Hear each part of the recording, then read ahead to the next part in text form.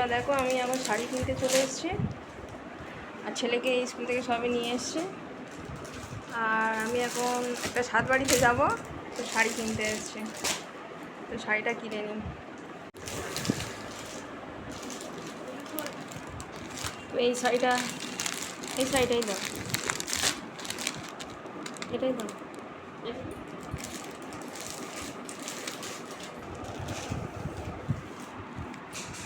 তো ফাইনালি সব কিনে নিয়ে চলে এসছে। তো বন্ধুরা দেখো, এবারে আমি এই আলতা সিঁদুর নিয়েছি, আর এই মিষ্টিটা নিয়েছি। 7 রকম মিষ্টি আছে এতে। আর শাড়ি তো দেখেইছো, আর ওই ওস্তাদ দাঁড়িয়ে আছে।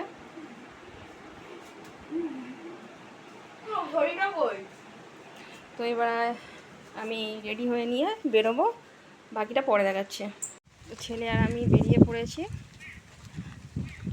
সাত বাড়িটাতে যাওয়ার জন্য। তো দেখো বন্ধুরা, আমি চলে এসেছি সাত বাড়িতে।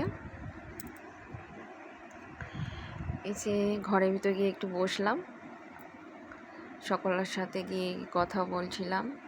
তো যার স্বাদ ইনি হচ্ছে সেই বউটা আর কি, ইনার স্বাদ। তো সকলের সাথে একটু বসলাম, কথা বললাম, তারপরে চলে গেলাম খেতে বসে গেলাম। তো খেতে বসে গেছি, তো ছেলে দেখি না ওর হাতের ঘড়িটা নিয়ে খুব ব্যস্ত হয়ে পড়েছে।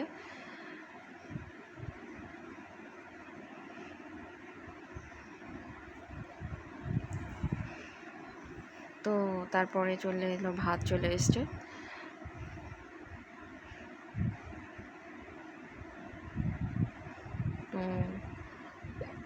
তারপরে দিয়ে গেল ডাল, আর আমি ডালের সাথে লেবু দিয়ে খেতে খুব ভালোবাসি, তো একটু লেবু নিয়ে নিলাম।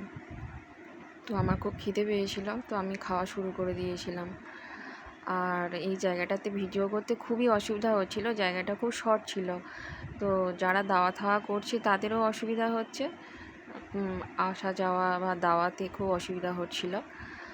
আর ওই ছেলে খাচ্ছে, ও শাক ভাজা খায় না। তারপরে দিয়ে গেল ডাল তো দিয়ে খাচ্ছি, আর আলু ভাজা, শাক ভাজা, সব রকম শাক দিয়ে, মানে শাকটা ভাজা, আর দিয়ে গেল কুমড়ো চিংড়ে আলু ভাজা।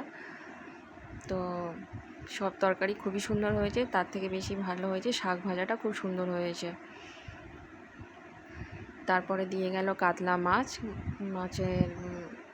মাছটাও খুব সুন্দর ছিল। আর তারপরে ছিল দই, মিষ্টি, পাঁপড়, পায়েস। আমি তো মিষ্টি খাই না, তো আমি অল্প করে একটু পায়েস নিয়েছিলাম। আর চাটনিটাও খুব সুন্দর হয়েছিল, আর পাঁপড় দিয়ে খেতেও খুব ভালো লাগছিল। তো আমার ভিডিওটা যদি ভালো লেগে থাকে আপনাদের, তাহলে একটা কমেন্ট অবশ্যই করবে, একটা লাইক অবশ্যই করবে। আবার দেখা হবে পরের ভিডিওতে।